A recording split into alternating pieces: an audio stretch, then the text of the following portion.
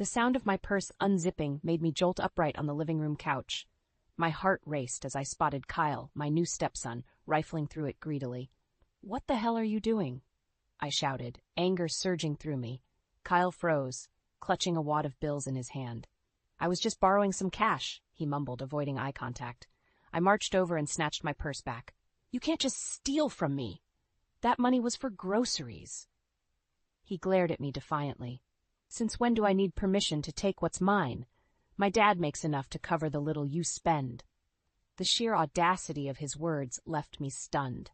How did this entitled brat think he could justify thievery under my own roof? Alan rushed in from the kitchen, alerted by the commotion. "What's going on?" "Your son here helped himself to cash from my purse. Again," I said through gritted teeth. Alan's expression hardened as he turned to Kyle. "Son, you know you can't just take things without asking, especially from Marlene." "Why not?" Kyle scoffed. "You're the one who married this broke widow and brought her into our family." The venom in his words struck like vicious blows. I recoiled, feeling like an unwanted outsider being ungratefully tolerated in their home. Alan stepped towards Kyle, his fists clenched. "That's enough. You'll treat Marlene with respect. She's your stepmother now, and this is her house too." "Oh yeah? Well, maybe if you hadn't wasted your money on this loser." In a flash, Alan grabbed Kyle by the collar and shoved him against the wall. I gasped, my heart pounding frantically. "Don't you ever speak about her like that again," Alan growled, his face contorted with rage I'd never seen before. "Get out of my sight before I really lose it." Kyle shrugged off Alan's grip, straightening his shirt as he headed for the door. "Whatever, old man. You're both pathetic." The front door slammed, leaving Alan and I alone in a tense silence. He buried his face in his hands, sighing heavily. I'm so sorry you had to see that, Marlene." His voice quivered with a mix of anger and dismay. "No, I'm the one who's sorry," I said, fighting back tears. "If I'd known your son was going to cause so much drama, I never would have." "Don't say that." Alan gently took my hands in his. "Kyle's issues aren't your fault. I'll deal with him." I stared back at my new husband, my heart aching with doubts and insecurities. This wasn't the fresh start I'd envisioned when I agreed to marry Alan and move into his home. Kyle's resentment towards me had manifested more venomously than I could have imagined. Little did I know this was just the beginning of a storm that would shake the very foundations of my life. A darkness loomed on the horizon, and the relative peace I'd found after my first husband's passing was about to be shattered. Later that night, Alan and I sat in tense silence at the dinner table, both of us too shaken to have much appetite. The earlier blow-up with Kyle had cast a dark cloud over our newly merged household. "I need to explain some things about Kyle," Alan finally said, pushing his half-eaten plate away. "Things I probably should have told you before we got married." I felt a knot forming in my stomach, bracing myself for whatever troubles lay beneath the surface of his son's repulsive behavior. Alan took a deep breath. "Kyle's mother and we had a really nasty divorce when he was 14. Lots of screaming matches and ugly custody battles. She managed to turn him against me for years with her vicious lies." He shook his head slowly. "Then she hooked up with this real scumbag boyfriend who introduced Kyle to drugs, petty crime, you name it. By the time I got him back, he was already deep into that world, stealing, selling drugs, running with a bad crew." My eyes widened in disbelief.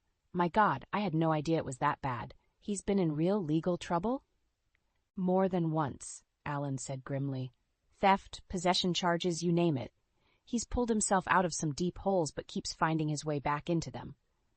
I stared at him, aghast. If he's really that messed up, how could you allow him to just move in here after we married? He's putting us both at risk. "Because he's my son." Alan snapped, defensiveness flaring in his eyes. "Despite all his screw-ups, I can't just abandon him. He's got nobody else in this world." I wanted to argue, to insist that Kyle's very presence was a clear threat to the peaceful life I craved, the life I thought I was signing up for by marrying Alan. But I could see the anguish and guilt weighing heavily on my new husband's shoulders. "I'm sorry," I said, reaching across the table to grasp his hand. "I know you're in an impossible situation as his dad. We'll get through this together, okay?" Alan squeezed my hand tightly and managed a pained smile. "You have no idea how much it means to hear you say that." Most other women would have run for the hills by now. I tried to make light of the situation. Well, I'm too stubborn and strong-willed to let a little thing like your criminal son scare me off. We both managed a gentle laugh, momentarily breaking the tension. But as Alan headed to take a shower, leaving me alone at the table, a cold realization crept over me. The casual theft from my purse had been just the tip of the iceberg. By welcoming Kyle into our home, we'd opened the door to a world of darkness, illegal activities, violence, and God knows what other dangers. I remembered the cocky smirk on his face as he insulted me mere hours ago. There was something chillingly sinister lurking behind those eyes, far beyond the brashness of typical teenage rebellion. A shudder ran down my spine. Had I grossly underestimated the depravity of this boy? No, this man whose twisted path in life could easily bring ruin to the new dream I was trying to build? I knew in that moment that dark days lay ahead. Kyle's very presence had instantly transformed my new marriage from a longed-for sanctuary into a minefield of constantly looking over my shoulder. And as I absorbed the full scope of the situation Alan had gradually let slip, one thing became crystallized in my mind. That vile, manipulative snake was not going to take away my hard-won chance at happiness without a brutal fight. In the weeks that followed, Kyle's audacious demands and destructive behavior only escalated. It was as if he viewed our home as his personal playground, thinking he could treat Alan and I as his servants. "I need some extra cash," he declared one morning, barging into the kitchen while I prepared breakfast. "My car payment's due." I shot him an incredulous look over my shoulder. "Your car payment? Maybe you should get a job and cover your own expenses for once." Kyle sneered. "Why should I work when my dad has so much money? Just give me what I need." "That's enough," Alan interjected sternly, entering from the living room. "I'm not just handing you piles of cash whenever you want it. You're a grown man. Act like it and get a job." In a blur of movement, Kyle swept his arm across the kitchen counter, sending plates, glasses, and silverware clattering to the floor in an explosion of shattered ceramic and glass. "You ungrateful old bastard," he screamed, his face contorted into an animalistic rage. "After all the hell I went through because of you." Alan stood motionless, seemingly petrified by his son's outburst. I jumped back, gasping as shards crunched under my feet. "Get out," I growled through gritted teeth, mustering all my courage. "Get out of our house right now, before I call the police." Kyle opened his mouth to respond, but seemed to think better of it. With one last menacing glare at us both, he spun on his heel and stormed down the hallway, slamming the front door behind him hard enough to rattle the windows. Once his footsteps faded, I crumpled into a chair, struggling to fight back terrified sobs. Alan immediately moved to comfort me, wrapping his arms tightly around my shaking shoulders. His own eyes were glazed with moisture. "I'm so sorry, Marlene," he whispered hoarsely. "You never should have had to go through that." "You need to make him leave," I said, forcing the words out between shuddering breaths. "He's out of control. He's going to seriously hurt one of us."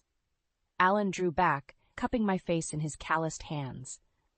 "I know, baby. After that explosion, I finally see he's too far gone." Thank God, I thought with a surge of relief. Finally, he was seeing sense. Or so I believed, until Kyle sauntered back through the front door 2 hours later, looking utterly unfazed by his meltdown. And he wasn't alone. Trailing closely behind him was a flashy woman in her late 20s with heavy eye makeup and tight, revealing clothes. Her disinterested scowl seemed permanently affixed on her face. Kyle flung his arm around her shoulders, grinning smugly at us. "Since you two don't seem to like me being around so much, I'll just have Diane here move in to keep me company." The blood drained from my face as Alan and I exchanged a look of disbelieving horror. Move his skanky girlfriend? No, this couldn't be happening. "Kyle, absolutely not," Alan warned, anger seeping back into his voice. "Don't you dare bring that kind of riffraff into our home."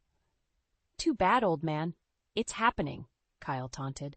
With that, he brushed past us both, pulling Diane down the hallway to what was originally Alan's study. "Oh yeah, you guys can move your little homework space to the garage," he called over his shoulder flippantly. "Me and Babe need our own bedroom." I slumped back into the chair, burying my face in my hands as the sounds of raucous laughter and thumping bass erupted from down the hallway. This nightmare was only getting worse, and my husband seemed powerless to rein in his monster of a son. Living under the same roof as Kyle and his disrespectful girlfriend Diane was a waking nightmare. Nights were filled with thumping bass from their room, shouting matches, and God knows what other disturbances. Worst of all were the little glimpses I'd catch of disturbing activities whenever I passed by their door, furtive figures coming and going at all hours, hushed conversations abruptly silenced by glares in my direction. It was becoming increasingly clear that more than just his obnoxious presence was pervading our home. Kyle was running some sort of illicit operation right under our roof, putting Alan and I at legal risk. One sweltering summer night, the hallway reeked of marijuana smoke yet again. I stormed down to their door and pounded my fist against it furiously. "Kyle, keep that crap away from our part of the house. I'm not letting you turn this into some kind of trap den." The door flew open, and Kyle's sneering face appeared in the cloud of smoke. "Back off, you dried-up old hag," he spat. "What I do in my room is none of your business." My jaw clenched with rage. It becomes my business when it's happening in my home and putting me in legal jeopardy. From over Kyle's shoulder, I spotted Diane lounging on the bed in a skimpy top, lazily scrolling on her phone as if nothing were amiss. "You want a nice, quiet home? Maybe you should have stayed a lonely widow then, instead of marrying into my family's problems." Kyle snarled. With a sudden shove, he sent me stumbling back. I lost my balance and crumpled hard onto the hallway floor, crying out in shock and pain as my elbow smacked against the wall. "That's it! You're out of here!" I heard Alan roar as he rushed in from the living room. "Don't you ever lay a hand on my wife again." He reached down to help me up, his face contorted in fury. For once, there were no hallowed pleas to his son, only unbridled rage. Kyle responded by spitting a huge gob of phlegm that landed squarely on Alan's cheek. The twisted smile on his face was one of pure malice. "Get out," Alan growled in a low, gravelly voice I'd never heard before. "Get out of my house before I bash your skull in and happily let the law deal with me after." Kyle cackled, seeming almost delighted at having provoked this normally mild-mannered man to the brink of violence. "Oh, I'll get out, old man. Just try and make me leave empty-handed after supporting my worthless life for—" Before he could finish, Alan's fist connected squarely with Kyle's nose in an explosion of blood and cartilage. Kyle crumpled to the floor with a high-pitched howl of agony. "That's for Marlene, you piece of garbage!" Alan spat down at his son, flexing his knuckles. The bravado disappeared from Kyle's demeanor as he cowered on the floor, cradling his gushing nose. "You'll pay for this," he blubbered through a torrent of blood and tears. "I'll make you miserable." Summoning whatever was left of my nerve, I forced myself to my feet and leveled an accusatory finger at Diane, who continued to sit casually watching the violence unfold. "Get this trash out of my house," I hissed. "Both of you, before we call the police and public services to forcibly remove you." For once the skanky woman's face betrayed a flicker of alarm, comprehending the very real prospect of legal consequences beyond this domestic dispute. In a flurry of motion, she gathered her and Kyle's belongings into ratty duffel bags as Alan and I watched stoically. With one last venomous look over his shoulder, Kyle allowed himself to be pulled out the front door, slouching away into the night, still cradling his battered face. Only when the rumble of their beat-up Honda had faded did we collapse into each other's arms, physically and emotionally spent from the turmoil. "I'm so sorry, Marlene," Alan rasped softly into my hair. "You didn't deserve any of this." Gently pulling back, I cupped his face in my hands and forced his gaze to meet mine. "No more apologies," I stated firmly. "That monster is out of our lives for good, and he's not taking anything else from us." Deep down, however, I knew it was too dangerous to rest on that conviction. The menacing fury in Kyle's eyes as he was ejected betrayed something far more unsettling than the tantrum of a spoiled brat. My stepson was unraveling into a vicious, vindictive menace willing to go to extremes in pursuit of revenge. And whatever dark dealings he'd been involved in, his pride and greed would never allow him to walk away without extracting a price. Alan and I had only begun to pay, but even we couldn't fathom how steep the cost would become. In the days after Kyle's explosive eviction, an eerie calm descended over our home. Alan and I walked on eggshells, constantly bracing for some form of retaliation that never came. "He has to be plotting something," I muttered to Alan one evening as we picked at our dinner in tense silence. "Kyle's not the type to just slink away." Alan shifted uncomfortably in his chair. "You're probably right. I have no idea what he's capable of at this point." We both jumped as my phone began ringing, the shrill tone shattering the quiet. I felt my pulse quicken as I saw the caller ID. It was my brother Eric. "Hello?" "Marlene, it's me." His familiar voice crackled over the line. I think we need to talk, in person." There was an uncharacteristic solemnity to his tone that instantly put me on edge. Eric wasn't one to mince words or ask to meet up unless something serious was going on. "What's this about?" I asked, unable to mask the tremor of worry in my voice. A pause. "It's about your stepson, Kyle. I've been looking into a few things. We should discuss it face to face." My eyes flicked over to meet Alan's concerned gaze. This couldn't be good. "Okay, come over tonight after you get off work," I replied, trying to keep my voice steady. I spent the next few hours in a state of nervous agitation, my mind racing through worst-case scenarios about what Eric might have uncovered. Was Kyle pushing drugs, involved in organized crime of some kind? The possibilities were chilling. When Eric finally arrived that evening, his face was taut and grim. He made a beeline for the couch and dropped his voice to a hushed murmur, glancing furtively around as if he feared we were being watched. "I've been piecing some things together through my contacts and databases at the precinct," he began in a low growl.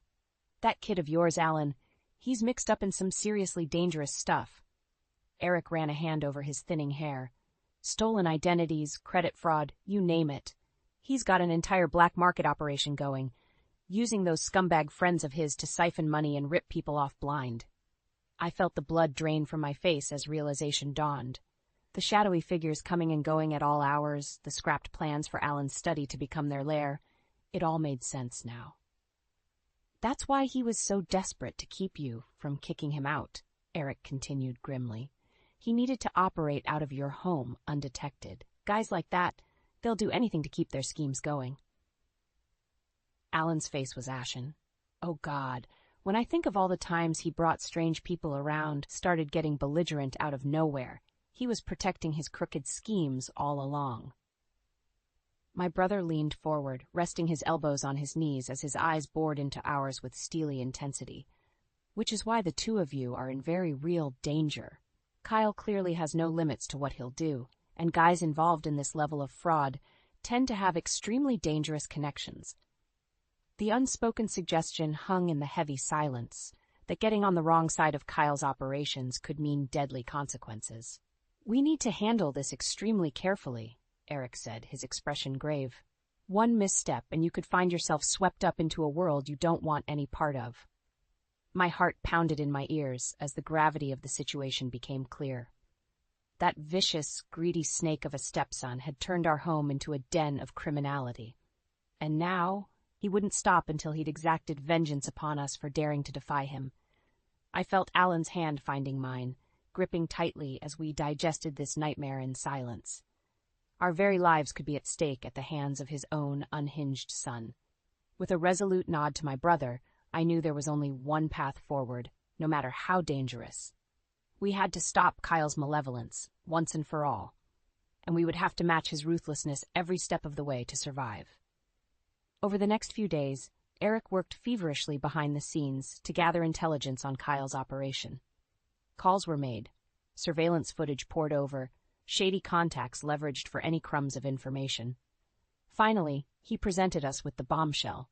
Kyle's crew was about to pull off a massive identity theft and fraud scheme, their biggest score yet, and he had the date, time, and location. "This is our chance to nail that piece of garbage once and for all." Eric growled, slapping a thick manila folder on our kitchen table. "I'll organize a sting with my unit to catch him red-handed." Alan and I exchanged anxious glances. Taking down Kyle's criminal empire was the obvious necessity, but the prospect of being intimately involved in such a high-stakes police operation filled us with trepidation. "What do you need us to do?" Alan asked, his voice barely above a whisper. Eric fixed us with an intense stare. "We're going to use Kyle's greed against him, I'll have one of my undercovers reach out saying they have some high-value financial data to sell. He paused, letting the weight of his next words sink in. And the two of you are going to be the brokers who set up the meeting, the ones who can get him to show up in person so we can grab his slimy ass. A tense silence stretched between us as Alan and I processed what he was asking. Not only would we be dangling criminal bait in front of that viper, we'd be serving ourselves up as targets to draw his fangs. But what other choice was there? We were already marked by his venom. Leaving him to run rampant would only ensure he circled back around to strike again when we least expected it. Whatever it takes, I said firmly, squaring my shoulders as I met my brother's gaze. If being part of the sting is what's needed to finally rid our lives of that cancer once and for all, I'll do it. Alan gave a grim nod of agreement, lacing his fingers tightly through mine. 2 nights later, we found ourselves seated at a seedy bar near the industrial district, my stomach tying itself in knots as we awaited our undercover's call signaling that the trap was set. The burner phone finally rang, and I felt my heart lurch into my throat. "It's go time," Alan muttered, eyes flicking around the dingy establishment as I answered the call with trembling hands. "Yeah, I got a hot new bank data dump to move," the gruff voice at the other end stated matter-of-factly. "You still looking to buy?" "Of course," I replied, struggling to keep my tone even and businesslike despite my inner turmoil. "My partner and I can meet with the merchandise in hand tonight, ready to make a deal if it passes muster." "Perfect. Warehouse District, 10 p.m. Listen for my message on the burn phone with the exact location in 30 minutes. The call clicked off abruptly, leaving Alan and I to await further instructions with bated breath. True to their word, a new text arrived giving us a specific address, a derelict factory on the fringes of the warehouse district. Isolated, cavernous, the ideal setting for criminal dealings to unfold undetected, or so they would believe. As we pulled up outside the rusting gates, my brother's message crackled urgently through the phone's tinny speaker. "Got you covered from all angles. Just play it cool and stay frosty. Units are in position, eyes on your target coming in from the east side." My chest tightened as the unmistakable growl of Kyle's beat-up Honda echoed off the buildings, pulling in through the far gates with its high beams blazing. Time seemed to slow to a crawl as the door slammed open, his hulking form emerging into the sickly glow of the street lamps. "Well, well," he sneered as he swaggered forward, flanked by 2 of his slimy henchmen. "If it isn't Dad and the little wifey." Despite the terror coursing through me, a surge of adrenaline-fueled determination washed over me in that moment. This soulless predator had tormented our family for the last time. With a subtle nod, I signaled that the game was truly afoot. Let the vipers ensnare themselves for one final act of retribution. Kyle swaggered forward, that same twisted smirk frozen on his face, the same one that had mocked me so many times during his reign of terror under our roof. "So what's this big score you mugs are trying to peddle?" he sneered, looking us up and down with contempt. "It better be good, or else this little reunion is gonna get ugly." I felt Alan tense beside me, but kept my own expression steely. "We'll let you inspect the merchandise first, if the price is right." Producing a weathered USB drive, I placed it squarely in Kyle's outstretched palm with a subtle nod to Eric's team lying in wait.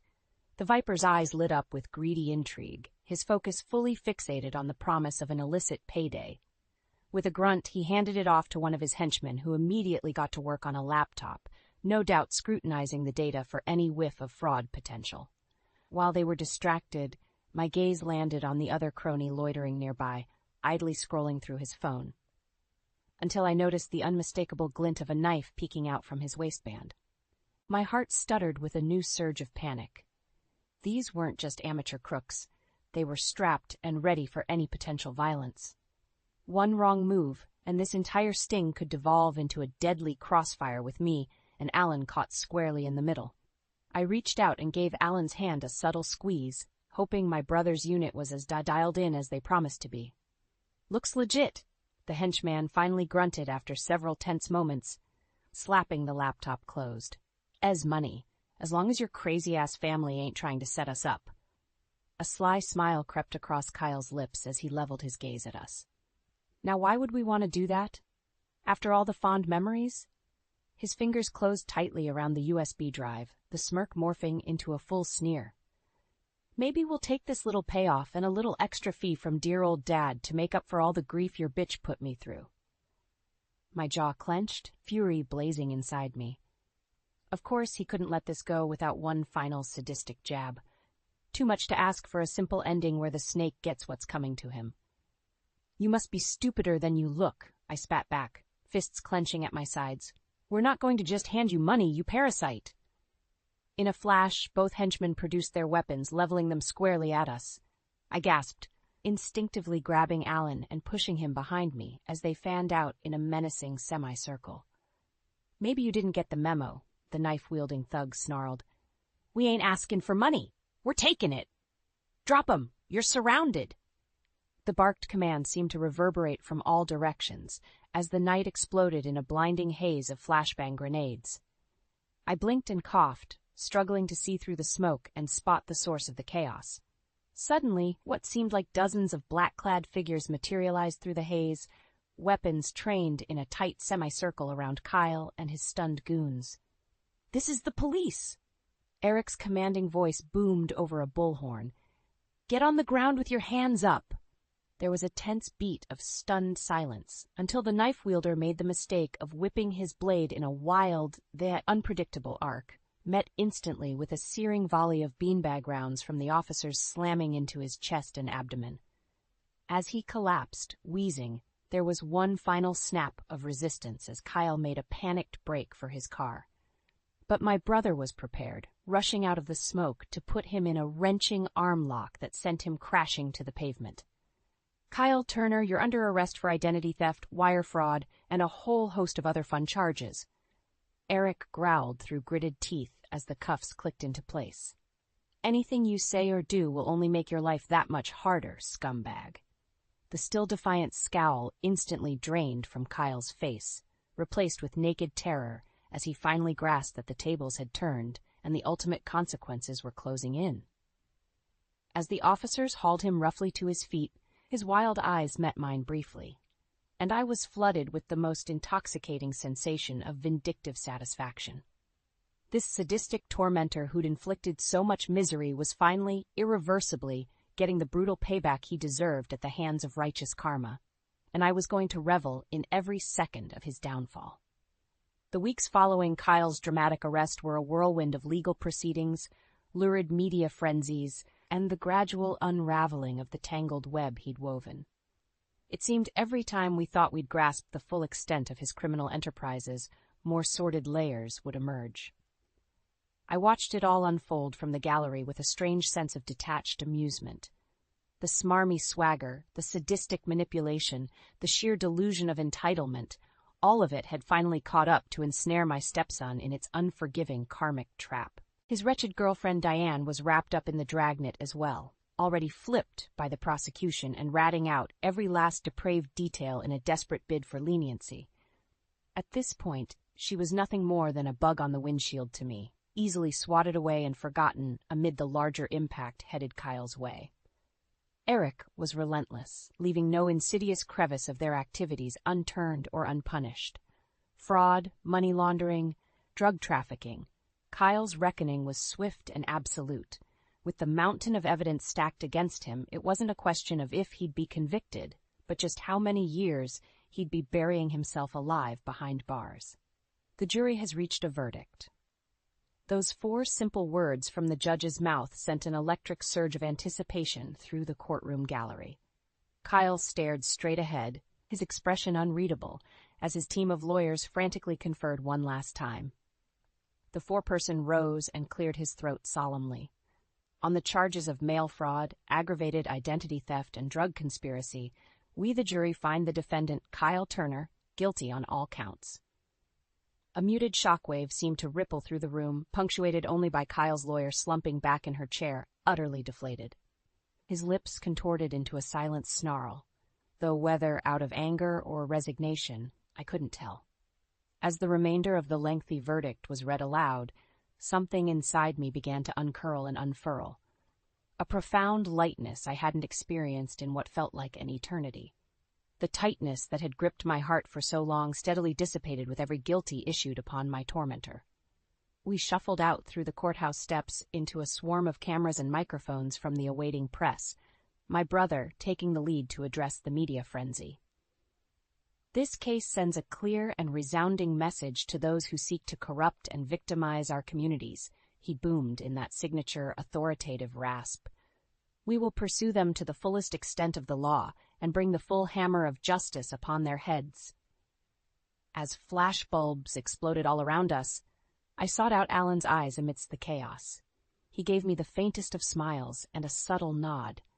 The ghost of the same weary, downtrodden man who'd been paralyzed by his son's long trail of transgressions had finally been exorcised. He too seemed to feel the lightening of our collective burden.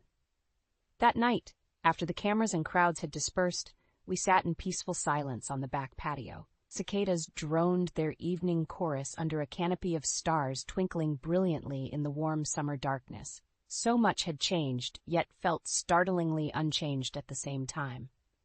The house was precisely as we'd left it that fateful morning, and yet the oppressive storm cloud that had followed us home from the courthouse finally felt completely lifted.